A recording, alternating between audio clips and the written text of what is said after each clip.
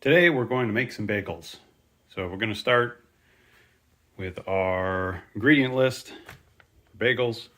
So we're going to weigh out 200 grams of rye sourdough starter,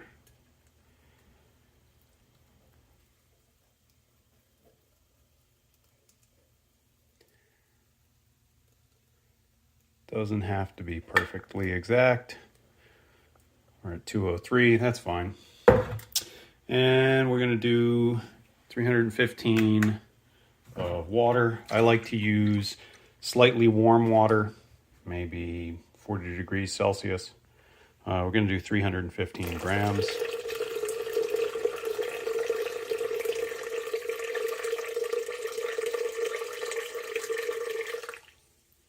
Okay. We're going to do about 30 grams of maple syrup. It's okay to go a little bit over on this. I usually err on the side of a little bit more than a little bit less.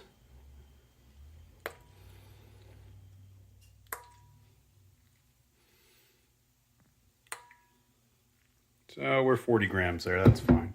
Not a big deal, it's just a little bit more food for the yeast, along with the gluten that we're going to be adding with our bread flour. So we're going to add 750 grams of bread flour. This is a strong flour.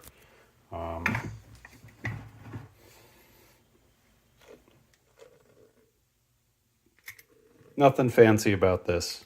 We just add everything directly. No mixing of certain ingredients. Everything goes in.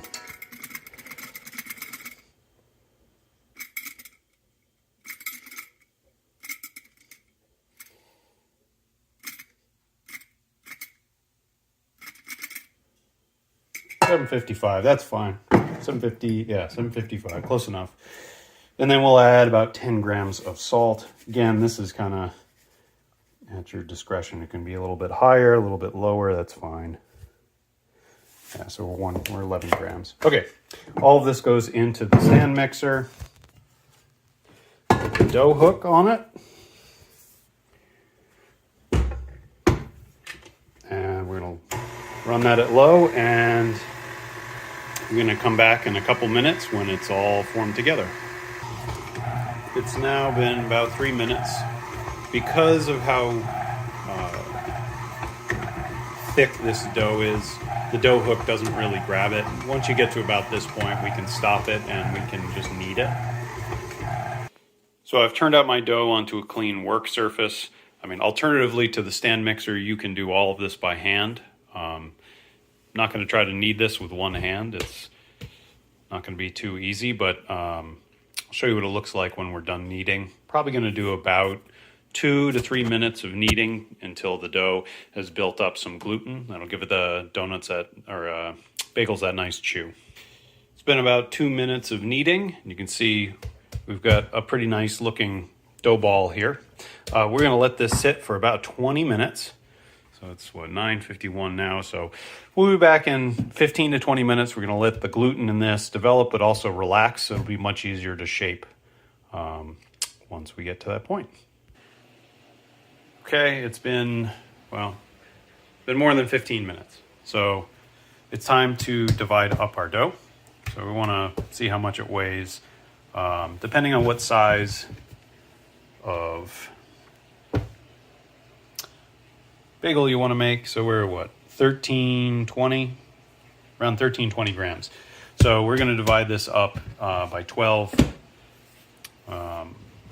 And I think traditionally I've been using about 115 to make. There's slightly smaller bagels than you traditionally buy. If you want to divide it into 10, you can have slightly larger bagels.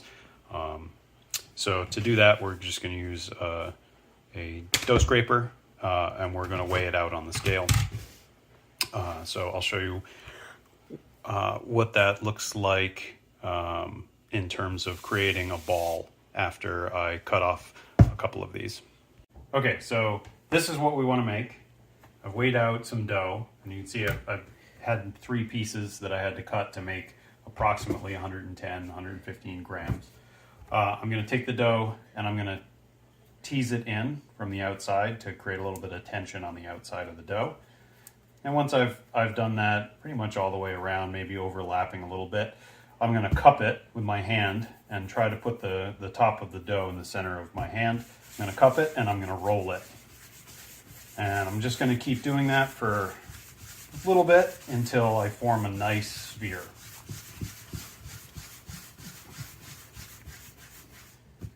Okay, and that's what we want. We're going to make 12 of those. We're going to let them sit for 20 minutes, and then we'll show you how to turn them into bagels with a hole in the middle. Okay, so this is what we want to make.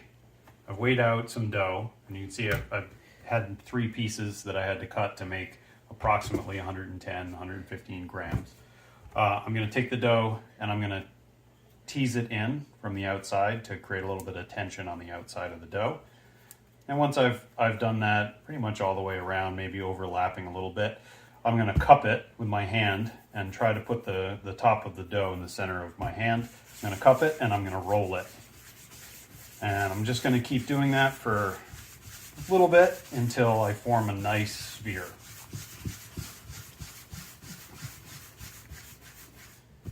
Okay, and that's what we want. We're going to make 12 of those.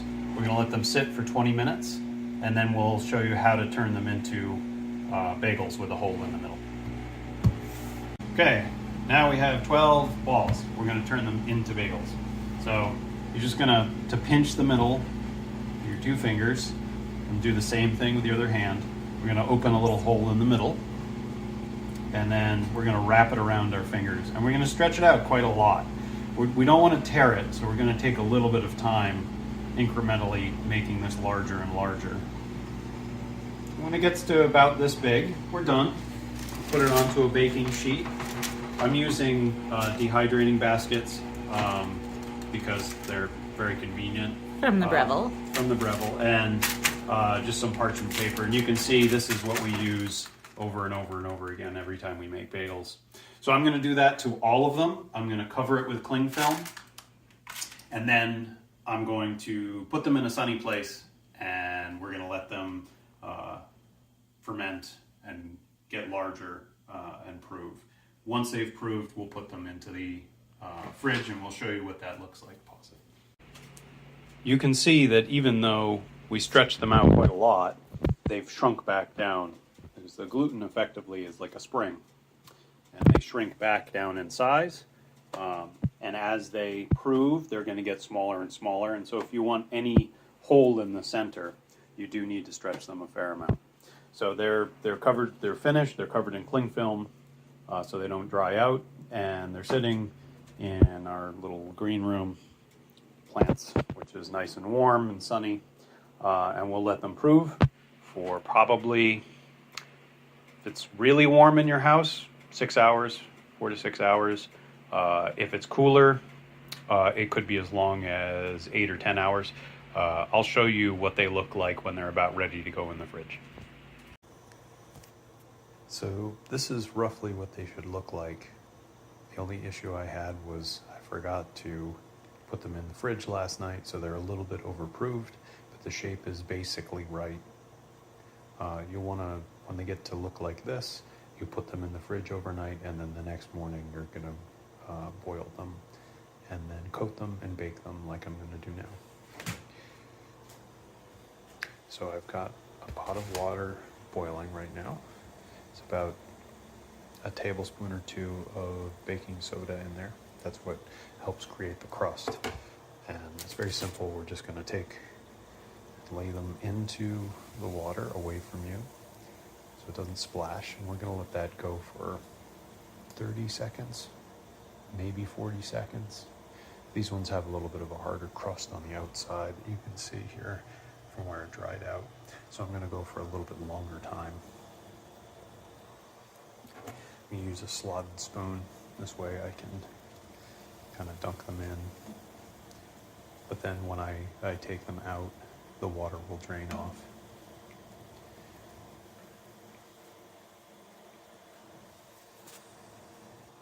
So it's been 40 seconds on each side. I've taken the bagel out, and while it's still a little bit wet, I'm going to roll it in my seeds.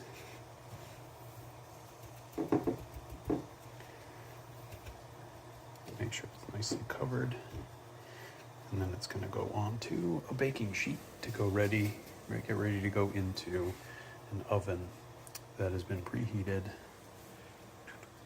to 450. Now that they've all been boiled on both sides for about 30 seconds, 40 seconds each, we've coated them, they're ready to go into the oven. And there we go. We're going to leave them for about 20 to 25 minutes. Check on them at 20. And we'll see how they look. So we're now right at 10 minutes, and you can see that most of the bagels have gained some oven spring. The one on the front right is a little bit low in the front, and that's due to overproving. We'll come back in a little bit longer and see how these look. They are just starting to get a little bit of color. We'd like to get them a little bit on the darker side on the flesh of the bagel under the seeds before we take them out. We are at 16 minutes. Looks like these ones finished up a little bit earlier, so we'd have some nice color on them, and they're ready to come out of the oven and go onto a cooling rack. Now that they've cooled, I'd recommend you slice them, throw them in the toaster, make yourself whatever you like. I personally like a well-toasted bagel sandwich with smoked ham and eggs. Enjoy.